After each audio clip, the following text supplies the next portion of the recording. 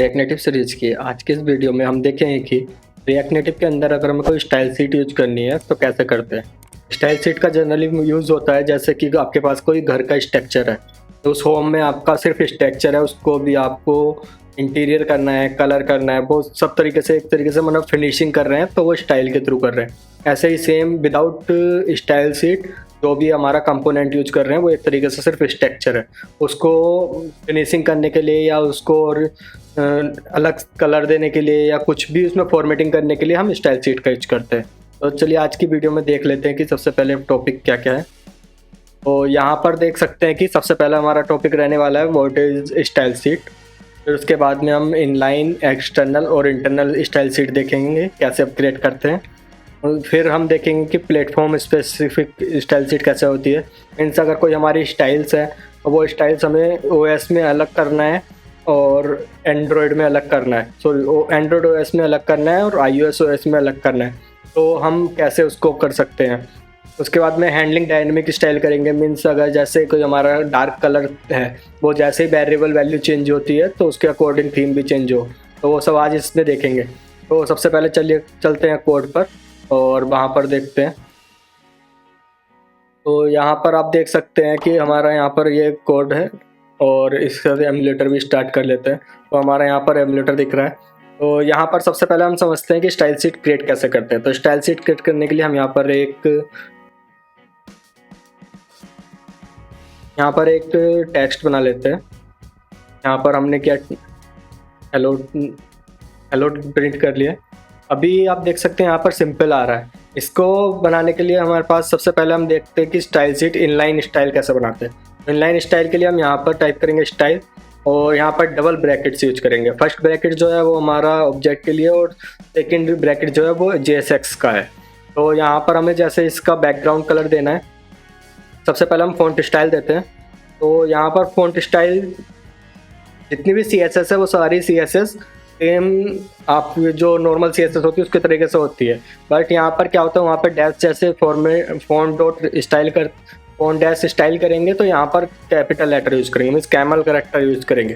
तो यहाँ पर हम कर देंगे इसको फ़ॉन्ट स्टाइल किया हमने, यहाँ पर हमने फ़ॉन्ट स्टाइल किया और फ़ॉन्ट स्टाइल कर दिया हमने इसका इटैलिक या नॉर्मल कर सकते हैं। तो हमने इटैलिक किया तो यहाँ पर देख सकते हैं इटैलिक हो गया। इसका फ़ॉन्ट साइज बड़ा कर लेते हैं थोड़ा।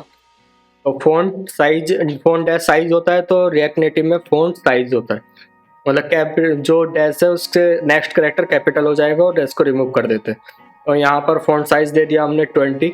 यहाँ पर पिक्सल देने की जरूरत नहीं होती, सिर्फ नंबर देते हैं। तो यहाँ पर हमने 20 यहाँ पर हो गया। अभी इसके बाद आता है बैकग्राउंड कलर। तो बैकग्राउंड कलर हमने किया, यहाँ पर बैकग्राउंड कलर में हमने कुछ भी कलर दे देते हैं, एज C1 कर देते हैं। तो यहाँ पर एक देख सकते हैं ग्रे कलर का कलर आ गया। इसको हम यहाँ पर स्ट्रिंग भी दे सकते हैं, स्ट्रिंग जैसे हमने दे दिया, यहाँ पर ग्रीन कर देते हैं। तो ये हमारा प्रिंट हो गया। अभी फ़ॉन्ट कलर देना है तो उसके लिए कलर यूज़ करेंगे, कलर, और यहाँ पर कर देते हैं वाइट। तो ये कलर वाइट हो गया। अभी इसको सेंटर करना है तो टेक्स्ट अलाइन कर देते हैं सेंटर। ये बेसिक टैग हैं बट बहुत इंपॉर्टेंट टैग है, ज़्यादातर मोस्टली ये यूज़ होते ही है सभी एप्लीकेशन में। तो इस तरीके से क्या हुआ, इनलाइन है, इनलाइन CSS हमने यहाँ पर लिख दिया, इनलाइन स्टाइल लिखा है इसके लिए। तो यहाँ पर जो स्टाइल लिखा है, अगर हमें यहाँ पर सेम मल्टीपल टैग्स हमारे पास हैं तो अभी देख रहे होंगे यहाँ पर मार्जिन भी कर देते हैं, मार्जिन बॉटम कर देते हैं, मार्जिन बॉटम कर दें हम यहाँ पर 5, मार्जिन बॉटम 5 किया और सभी में ऐड कर देते हैं इसको। तो कॉपी करते हैं, यहाँ पर देख सकते हैं यहाँ पर स्टाइल अप्लाई। अभी क्या है, ये डुप्लीकेट कोड है, यहाँ पे बार बार हमें कोड लिखना पड़ रहा है। तो ये तो हमारा था इनलाइन। अभी हम क्या करते हैं कि हमें डुप्लीकेट ना कोड करना पड़े, ये रीयूजेबल कोड रहे हमारा। तो हम यहाँ पर एक कॉन्स्ट बना लेंगे, कॉन्स्ट, और इसको दे देंगे स्टाइल्स। और एक यहाँ पर मेथड होता है स्टाइल शीट डॉट क्रिएट। ये स्टाइल शीट कहाँ से आता है, ये स्टाइल शीट रिएक्ट नेटिव से हमने निकाला है। यहाँ पर रिएक्ट नेटिव है, स्टाइल शीट आया। तो इसको क्रिएट करेंगे। यहाँ पर एक सिंगल ऑब्जेक्ट देंगे, जो हमारा ये फर्स्ट ऑब्जेक्ट है, इसके अंदर हम JSX का ऑब्जेक्ट देंगे। तो यहाँ पर हम दे देते हैं टेक्स्ट टेक्स्ट कंटेनर किया और इसके बाद यहाँ पर ऑब्जेक्ट बनाएंगे। उसके बाद में जो हमारा ये कोड है इसको हम यहाँ से कट करके यहाँ पर पेस्ट कर देंगे। तो यहाँ पर देख सकते हैं ये सिंक कोड आ गया है।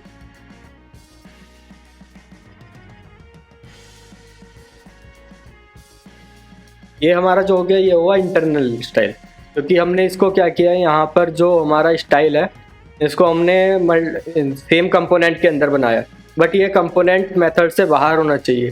तो ये कंपोनेंट मेथड से बाहर है और इसको हमने बनाया। तो अभी इसको डायरेक्ट यूज करने के लिए हम सिंगल कोड के अंदर यूज करेंगे styles dot text container.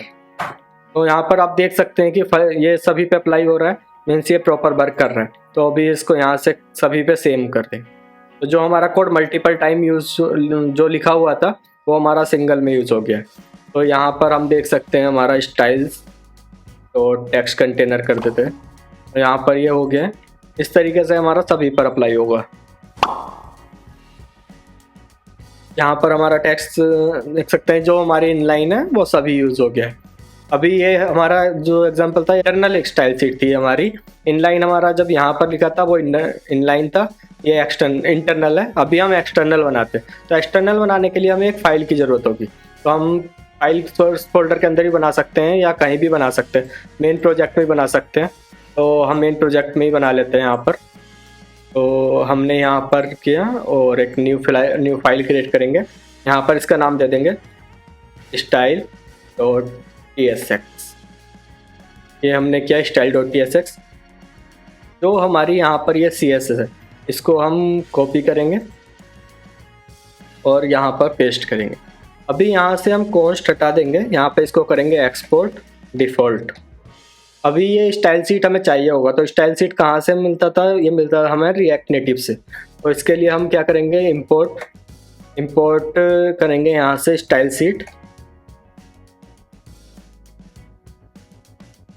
Sheet किया और ये कहाँ से आएगा, ये आएगा रिएक्ट नेटिव से। ये हमारा हो गया। यहाँ पर इसको जो स्टाइल्स है इसको हम कुछ और कर लेते हैं, क्योंकि स्टाइल्स हमने पहले भी यूज किया हुआ है। तो हम इसको कर लेते हैं एक्सटर्नल, कर लेते हैं एक्सटर्नल स्टाइल। तो यहाँ पर ये हो गया है।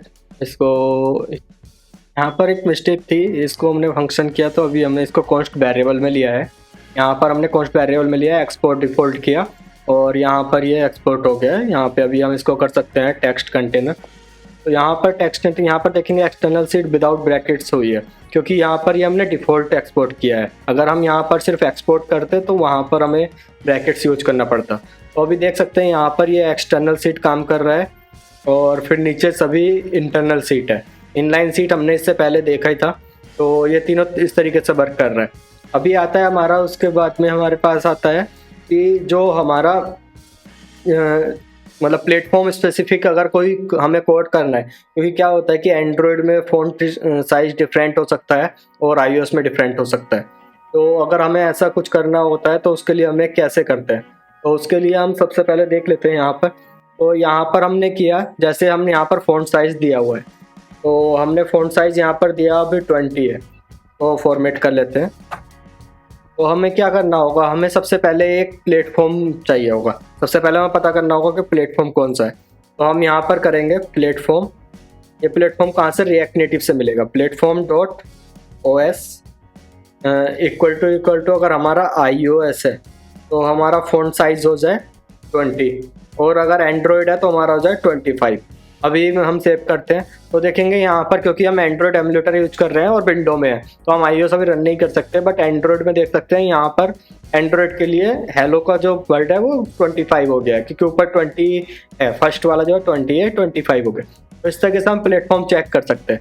अभी फिर आता है हमारा डायनेमिक। अगर हमें कोई कलर के बेसिस पे या फिर मोड के बेस पे हमें चेंज करना हो तो कैसे करेंगे। तो उसको चेंज करने के लिए सबसे हमें पहले पता करना होगा कि हमारा जो अभी करंट में, मतलब जब भी हमारा मोड चेंज हो तो हमारा ये स्टाइल चेंज होना चाहिए। तो उसके लिए हमें सबसे पहले क्या करना होगा, सबसे पहले एक स्टेट बनानी होगी। तो स्टेट को बनाने के लिए हम क्या करेंगे, यहाँ पर हमने सबसे पहले एक स्टेट के लिए हम कोई कॉन्स्ट वेरिएबल ले लेते हैं। तो हमने यहाँ पे किया कॉन्स्ट किया और स्टेट के अंदर दो चीज़ें होती हैं। सबसे पहले होता है एक वेरिएबल जो हमें गेट मेथड देता है, और दूसरा होता है जो हमें सेट करता है।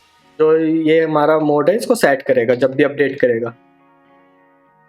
तो यहाँ पर क्या equal to use state. Use state आपको रिएक्ट से मिलेगा। तो यहाँ पर हमने किया हुक है ये, तो जहाँ भी यूज आता है वो एक हुक होता है। तो अभी ये इस डार्क मोड बाई डिफ़ॉल्ट हम कर देते हैं, इसकी वैल्यू देते हैं फॉल्स। तो बाई डिफ़ॉल्ट फॉल्स है। अभी यहाँ पर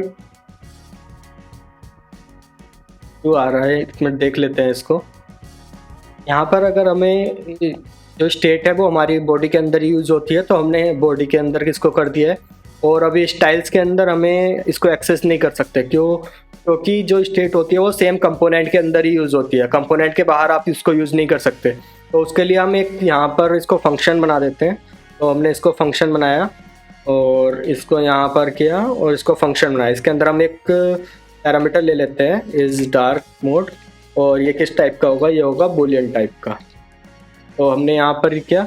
अभी इसको क्या करना होगा, हमें स्टाइल्स को हमने डायरेक्ट यूज कर रहे थे, अभी इसका फंक्शन से ऑब्जेक्ट बनाना होगा। तो यहाँ पर हमने क्या कॉन्स्ट, और यहाँ पर कर देते हैं स्टाइल ऑब्जेक्ट, और इसके अंदर हम जो ये स्टाइल है इसको हम गेट करेंगे। तो स्टाइल्स, और स्टाइल्स के अंदर हम पास करेंगे इस डार्क मोड।